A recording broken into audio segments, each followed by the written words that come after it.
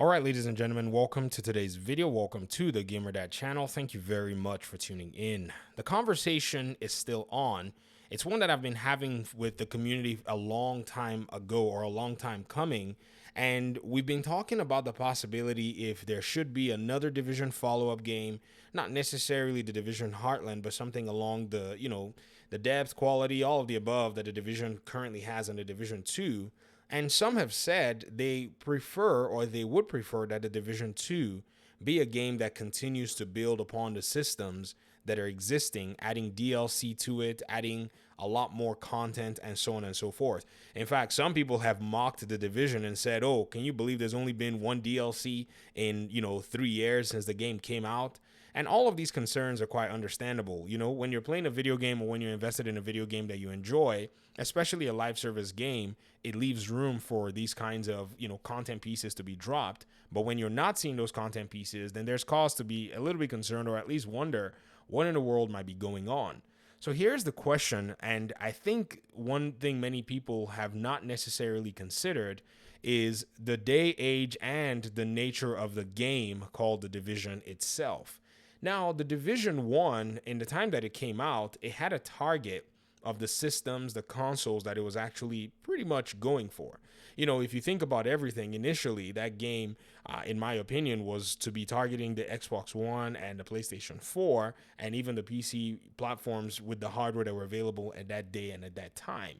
And the game, in my opinion, did a good job being able to drop on those platforms with very minimal issues. It was not necessarily what I would call the smoothest of, video games at the end of the day. When you think about everything or you kind of want to consider how the game landed, it was a very rough, landing at the end of the day. They eventually were able to patch the game up. They were eventually, able to go ahead and, nurture what I thought was one of the best looking open world shooters that you could find in the market. Now, one thing that a lot of people probably don't pay very close attention to is the hardware or the nature of the hardware at this time or this day and age is become something where hardware is not the same as it was, number one. And number two, games are not the same as they were. Games have become more ambitious. And if you want to continue to expand upon the Division, you could theoretically do it, but you'd have to make a very interesting sacrifice, in my opinion, and that is you'd have to cut away the Xbox One and the PlayStation 4 from the ecosystem in order for you to be able to do it. This would mean that if they wanted to go ahead and add DLC, the DLC will only be available, in my opinion, and I'm just saying this from my own personal, thought process in terms of the technical sense, for the PS5 and the Series X and possibly the Series S. And I don't think that Ubisoft Massive is ready for that right now with their reputation. The way Ubisoft's reputation is very volatile. In my opinion, one of the most volatile one of the companies with the most volatile reputations out there, because other publishers would do things 10 times worse than Ubisoft does, but Ubisoft almost always gets hammered. Like, it's insane how much Ubisoft will get hammered for the exact same thing. So I don't think they're in a position to do that. What I think the more likely pathway forward would be is for them to pretty much make another title that would leverage the Xbox Series X, the PlayStation 5, and Series S. And I think they're doing it.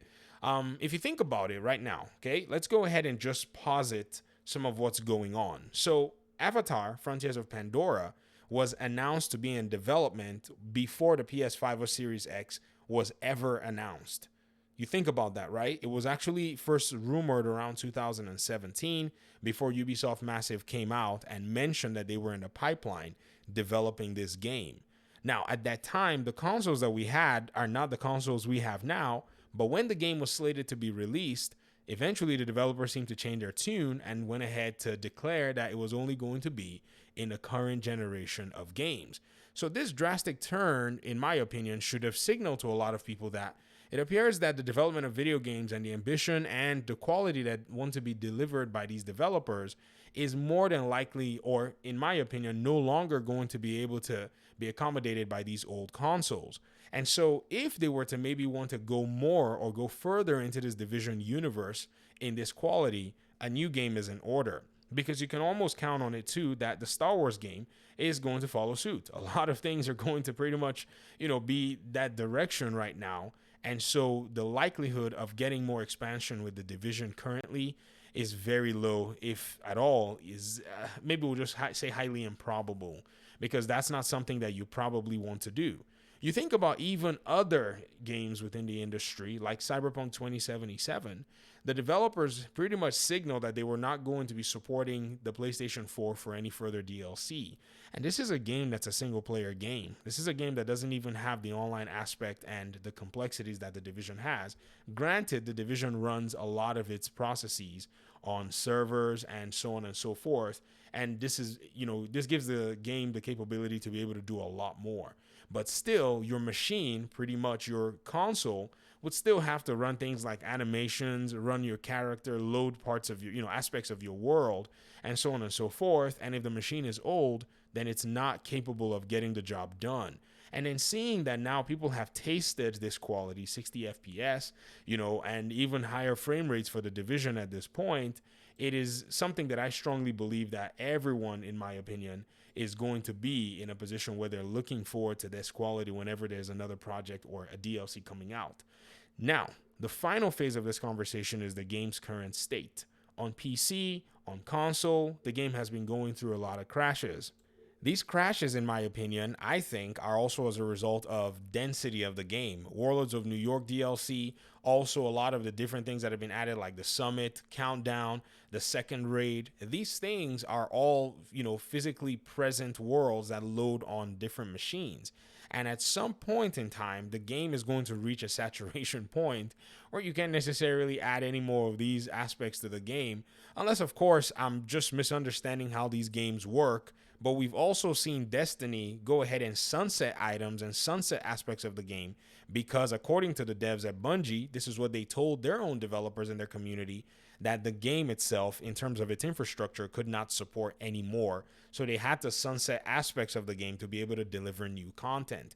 And I don't think Ubisoft Massive is interested in doing something like that, because for the Division 1, once it seemed like they had gotten to a place where the game, probably could not maybe move any further, or maybe they just went with a sequel. I mean, then they decided that they were just going to support that game and make a sequel. So these are my thoughts and my reasoning surrounding this, particular conversation. It's actually very interesting to go ahead and see how the community reacts and how the community wants more content, even at this point in time. But thanks so much for watching the video. I appreciate you guys' time and audience, and let me hear your thoughts in the comment section. Why do you think there's no DLC for the game? What do you think are the challenges, and what do you think are the obstacles that are probably hindering the advancement of the Division 2 game? And why do you think, if at all you do think so, it's a possibility that another game will be in order to leverage the new technology? Thanks so much for watching. We'll talk soon, hopefully. Peace out.